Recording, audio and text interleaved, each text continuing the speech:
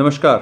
दोस्तों, मैं save Indian family से बोल रहा हूँ। हमारे देश में हर साल लाखों की तादाद में झूठे दहेज, डोमेस्टिक वायलेंस इत्यादि के केसेस पति और उनके परिवारों के ऊपर कर दिए जाते हैं, जिसके कारण उनको बहुत परेशानी का सामना करना पड़ता है। बहुत सारे केसेस में लोगों को अपने द्वारा कमाया गया रुपया पैसा, मान सम्मान, इज्जत, नौकरी, बिजनेस, इन सब चीज़ों से हाथ धोना पड़ता है और कुछ केसेस में तो लोग तंग आकर सुसाइड तक करने पे मजबूर हो जाते हैं। हमारी एनजीओ ऐसे लोगों की मदद करने का काम करती है जिनके ऊपर झूठे दहेज, डोमेस्टिक वायलेंस इत्यादि के झूठे केसेस कर दिए जाते हैं। दोस्तों, अपने 15 साल के एक्सपीरियंस में हमने पाया है कि बहुत सारे पति और उनके परिवारों को अगर इन एक तरफा कानूनों के बारे में पहले से ही नॉलेज होती, यानी कि शादी के दौरान या शादी से पहले अगर जो उनको इन एक तरफा कानूनों के बारे में पता होता, तो शायद वो बहुत सारी परेशानियों के आने से बच सकते थे। हमारे पास जो लाखों की तादाद में हेल्पलाइन पर फ़ोन आते हैं, उनमें से भी बहुत सारे पति हमको बोलते हैं कि यदि उनको इस एक तरफा कानूनों के बारे में, इस लीगल टेररिज्म के बारे में अगर जो पहले से जानकारी होती, या उन्होंने शादी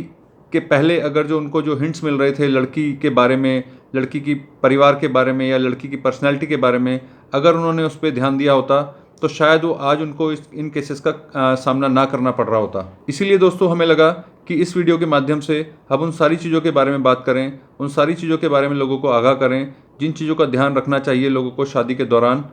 या शादी के पहले। अगर इन चीज़ों का ध्यान रखा जाए तो हो सकता है कि आपको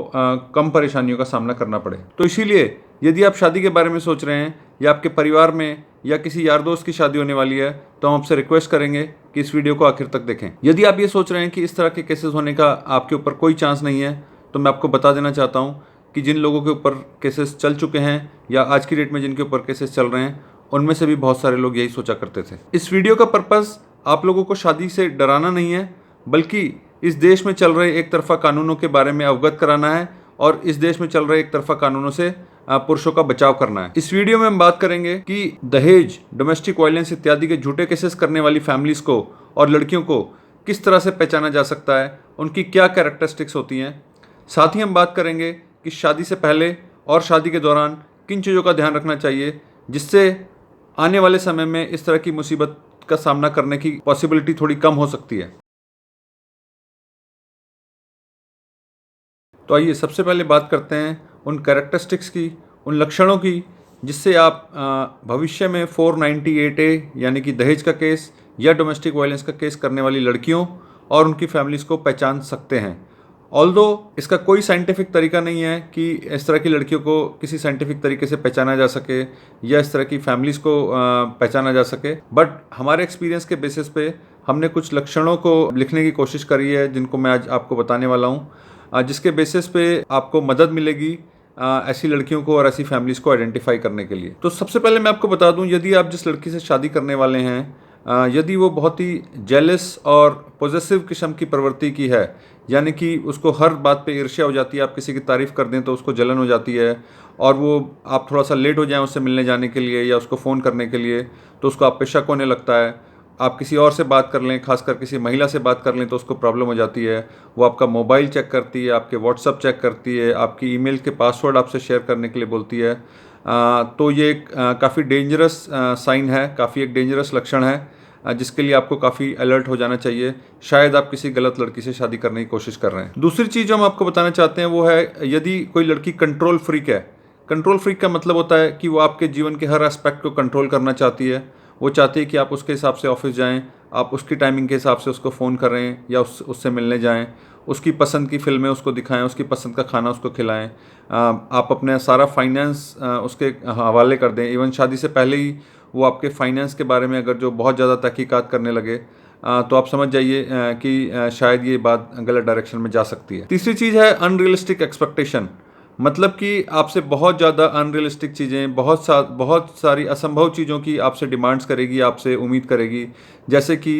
अगर जो आपकी फाइनेंशियल कंडीशन अलाउ नहीं भी कर रही है तो भी वो आपको प्रेशराइज़ कर रही है महंगे गिफ्ट्स देने के लिए, महंगे मोबाइल फ़ोन देने के लिए, आपको महंगे रेस्टोरेंट्स में खाना खिलाने के लिए या फ़ॉरेन हनीमून्स के लिए, जस्ट बिकॉज कि उसकी किसी फ्रेंड या उसकी कोई कज़न या उसकी कोई बड़ी बहन को कोई दूसरा व्यक्ति किसी विदेश के हनीमून पे लेके गया था, इसीलिए वो आपके ऊपर प्रेशर बना रही है, ये जानते हुए भी कि आप उसको अफोर्ड नहीं कर पाएंगे। तो आपके लिए कि अच्छा सिग्नेचर, अच्छा साइन है जिससे आप समझ सकते हैं कि शायद आप गलत लड़की से शादी करने जा रहे हैं। अगली कैरेक्टरिस्टिक है डिवाइड एंड रूलर, मतलब कि वो आपको आपके फ्रेंड्स के साथ, आपकी फैमिलीज़ के साथ आपको डिवाइड करने की कोशिश कर रही है, आपको एक तरह से अलग करने की कोशिश कर रही है आपकी फैमिली से। आप अगर जो उनको टाइम दे रहे हैं, उनके साथ टाइम स्पेंड कर रहे हैं, अपने फ्रेंड्स के साथ टाइम स्पेंड कर रहे हैं, तो उसको पसंद नहीं आ रहा है, आपसे झगड़ा कर रही है, आपसे नाराज़ हो रही है छोटी छोटी बातों पर।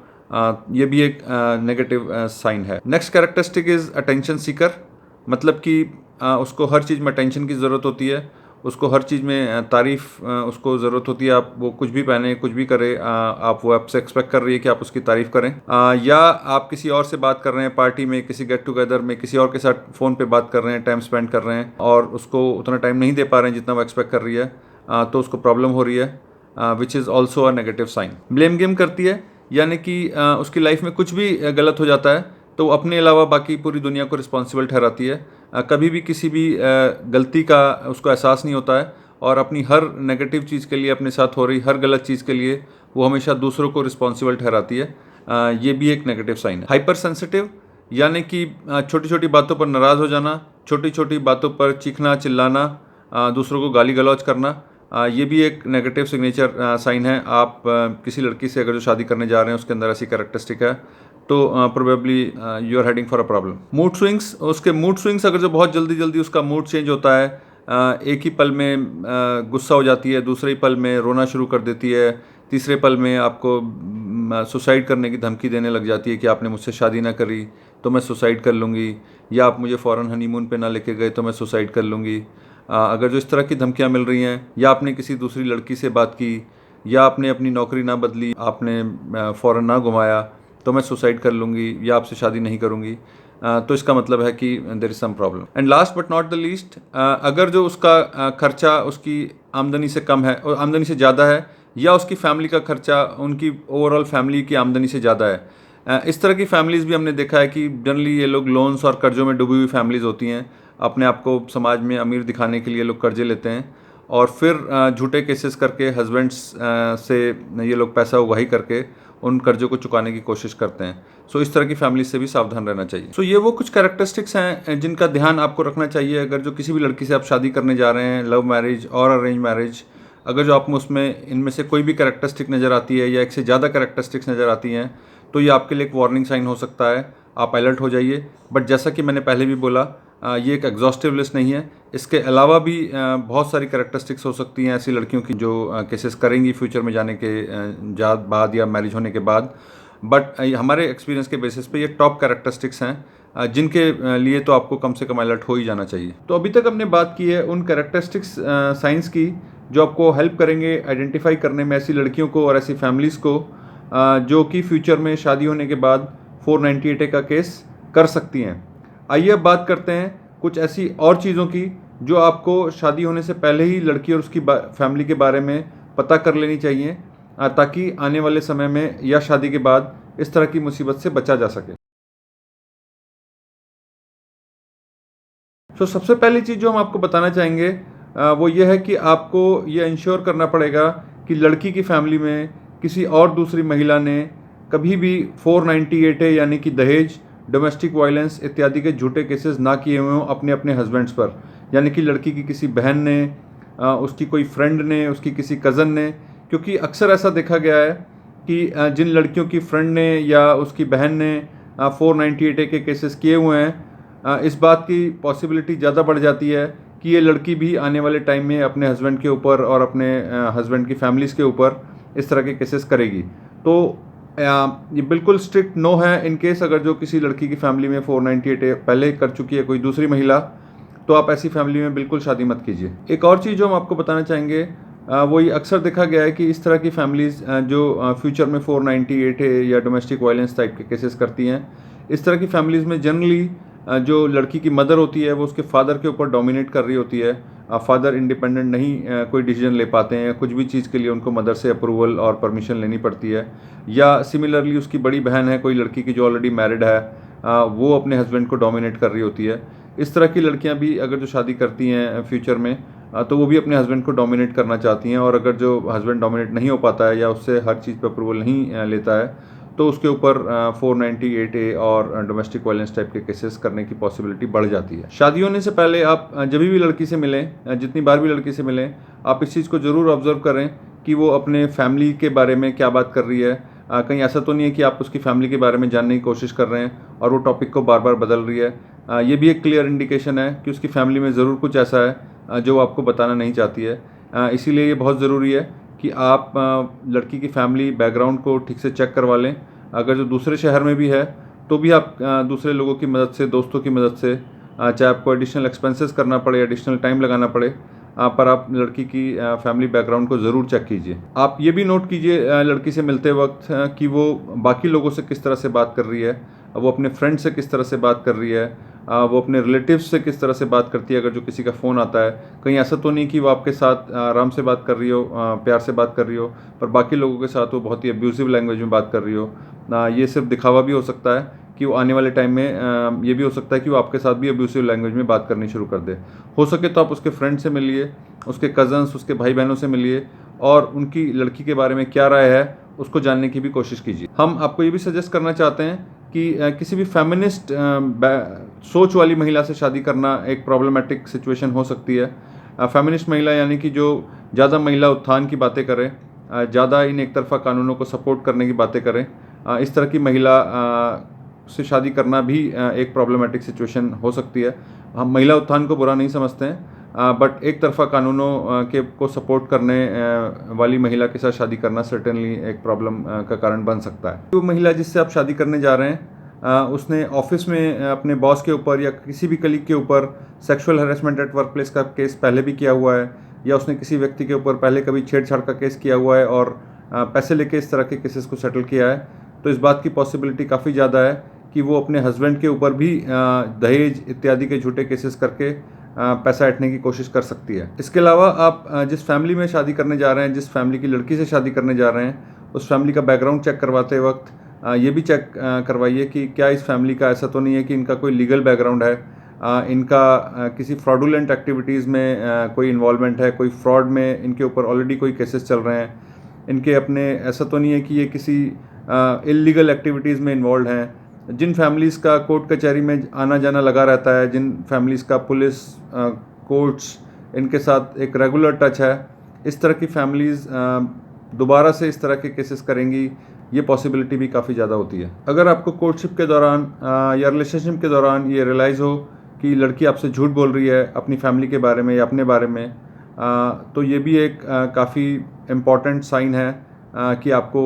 रुक जाना चाहिए इस मैटर में प्रोसीड करने से पहले। ये भी देखा गया है कि जो लड़कियां अपने हस्बैंड्स के ऊपर झूठे दहेज इत्यादि के केसेस करती हैं, वो काफ़ी उनकी बदला लेने की प्रवृत्ति काफ़ी ज़्यादा होती है। तो शादी से पहले बातचीत के दौरान या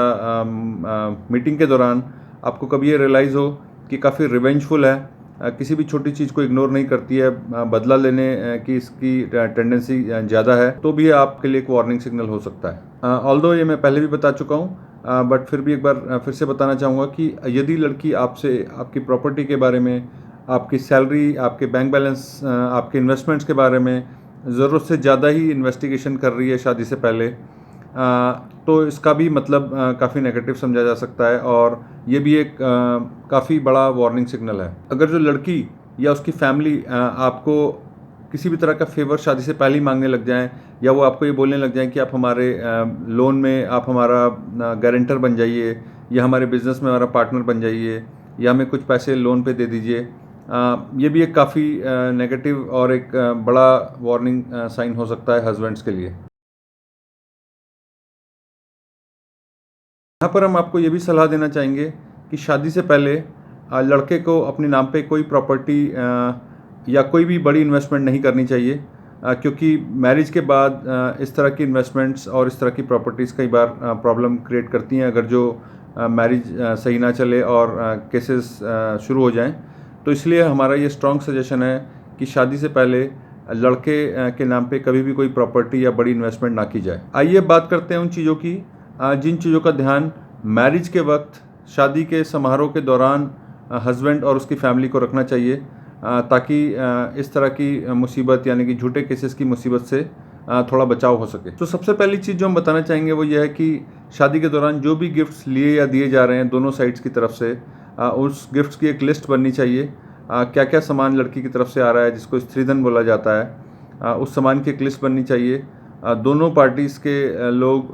दो दो गवाह कम से कम उस लिस्ट को साइन करें और उस पूरे इवेंट को वीडियोग्राफ किया जाना चाहिए। शादी में इतनी सारी रस्मों को हम लोग वीडियोग्राफी करवाते हैं, फ़ोटोग्राफी करवाते हैं, बट ये भी एक प्रथा होनी चाहिए जहाँ पे सारे गिफ्ट्स को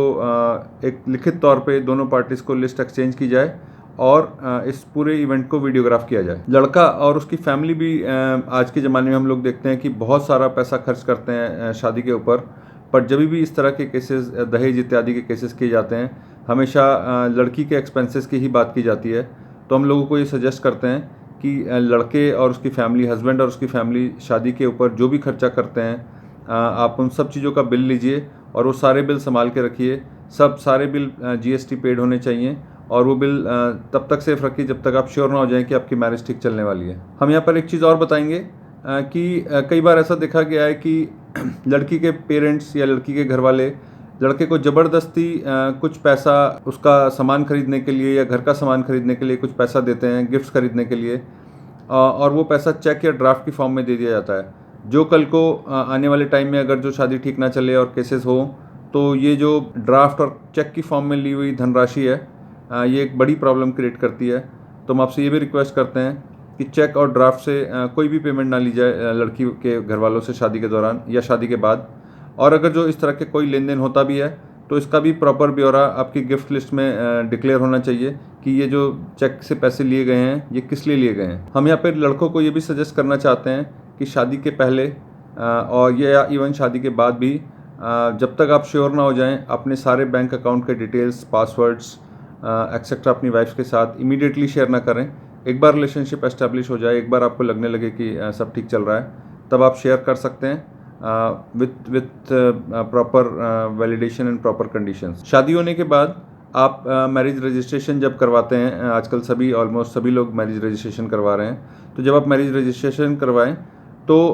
दोनों पार्टीज अपना एक एफिडेविट उस रजिस्ट्रेशन के साथ SDM ऑफिस में दें और जिसमें लिखा हो कि इस शादी में कोई भी दहेज लिया या दिया नहीं गया है, ताकि कल को आने वाले टाइम में दोनों पार्टियों के लिए ये बचाव का कारण बन सके। लड़का या उसकी फैमिली जो भी पैसा शादी में खर्च करती है वो तो सेफ, उसकी रसीट्स तो सेफ रखनी है। साथ में हनीमून के ऊपर जो भी पैसा खर्च हो रहा है उसकी रसीट्स, उसकी फ़ोटोग्राफ्स, वो भी आप सेफ रखिए, ताकि कल को आने वाले टाइम में ये दिखाया जा सके कि हमने लड़की को खुश रखने की पूरी कोशिश की। इवन शादी के बाद जब भी आप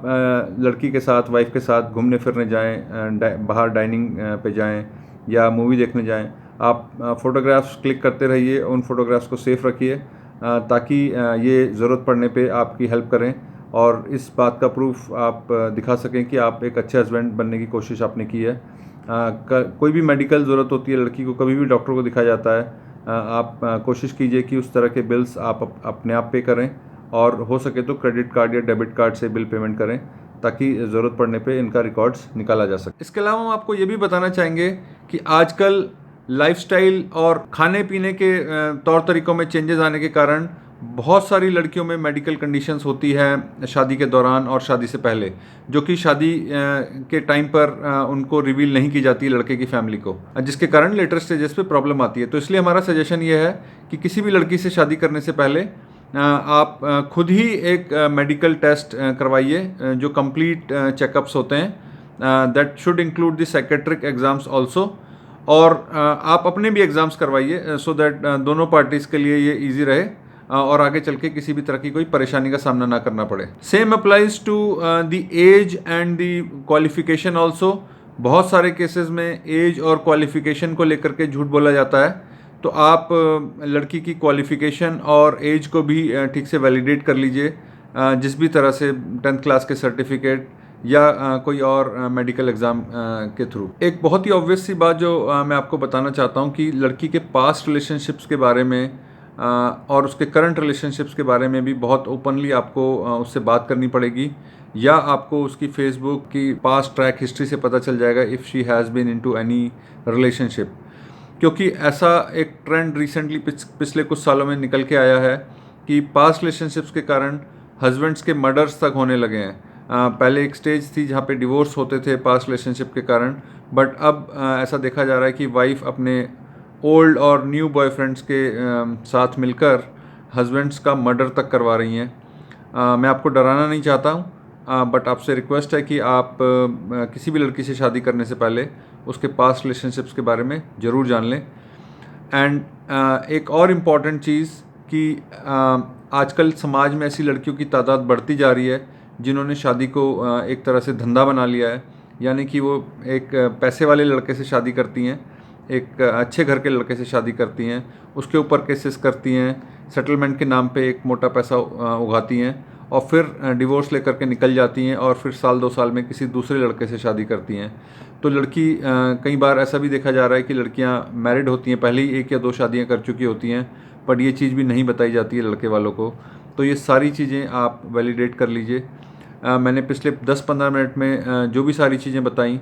मैं आपसे रिक्वेस्ट करूँगा कि आप अपनी मैरिज करते हुए या अपने दोस्तों और रिलेटिव्स की मैरिज में अगर जो आप पार्टिसिपेट कर रहे हैं तो उनको ये सारी चीज़ें बताएं, हो सकता है किसी का भला हो। बट जैसा कि मैंने इस वीडियो के शुरू में भी कहा था कि कोई गारंटी नहीं है कि इन सारी चीज़ों का ध्यान रखने के बावजूद भी